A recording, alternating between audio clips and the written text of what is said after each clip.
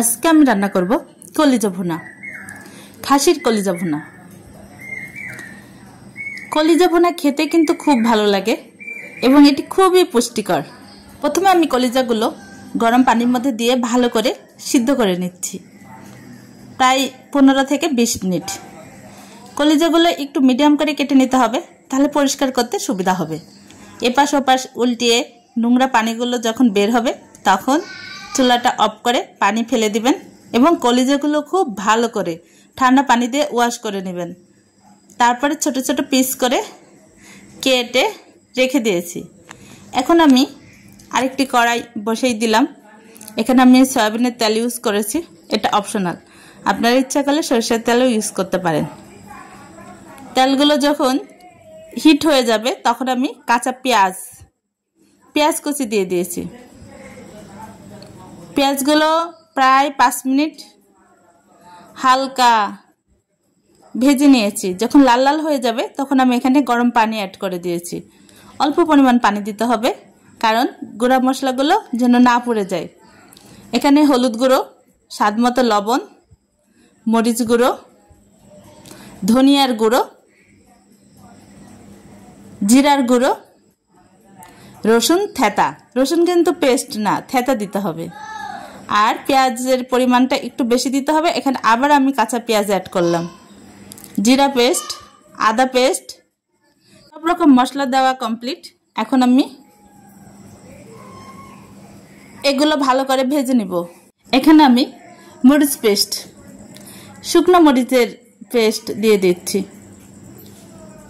আমি ঝালটা একটু বেশি দেব, কারণ কলিজা ভুনাতে খুব ঝাঁঝালো ঝাল খেতে আমার ভীষণ ভালো লাগে।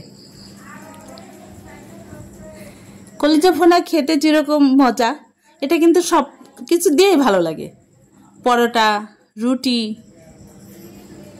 বা গরম গরম ভাত, পোলাও, যেটার সঙ্গে খান, খেতে কিন্তু খুব মজা লাগে। এখানে আমি এলাচ, দারচিনি, লং, গোলমরিচ সব রকম মশলা দিয়ে দিলাম।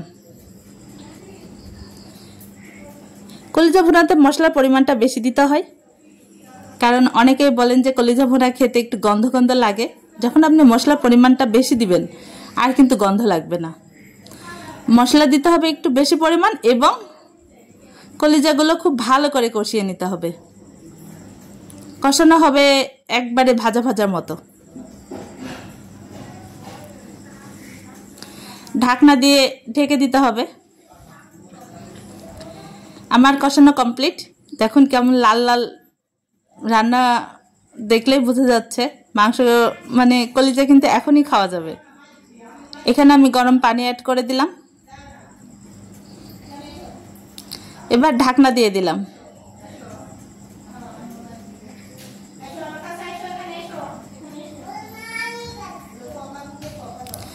নাড়াচাড়া করে দিচ্ছি। একদমই ঝোল থাকবে না, ঠিক ভোনা ভোনা। দেখুন তরকারি কালারটা কি দারুণ এসেছে। এবারে আমার স্পেশাল রেসিপির মেন টেস্টের উপকরণ দেওয়া হবে, সেটা হলো কাঁচামরিচ আর কিছুটা কাঁচা পেঁয়াজ। ঠিক নামানোর 5 মিনিট আগে।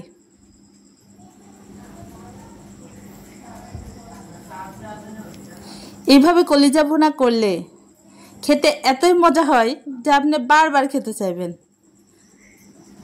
এই স্বাদ কখনোই ভুলে যাবেন না। দেখুন কি দারুণ হয়েছে। এটা আপনি রুটি, পরোটা, ভাত বা পোলাও, যেটার সঙ্গেই খান খুব ভালো লাগবে।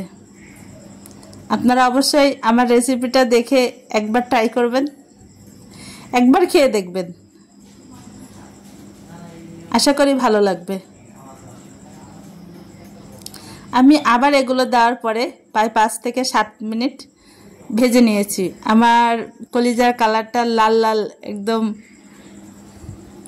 খয়েরি কালার চলে আসছে।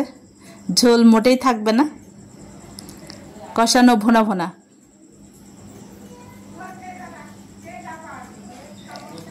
যার খেতে ভালো লাগে না তারও খেতে মন চাইবে। ওকে, ভালো থাকবেন। দেখা হবে নতুন কোনো রেসিপি নিয়ে। আল্লাহ হাফেজ।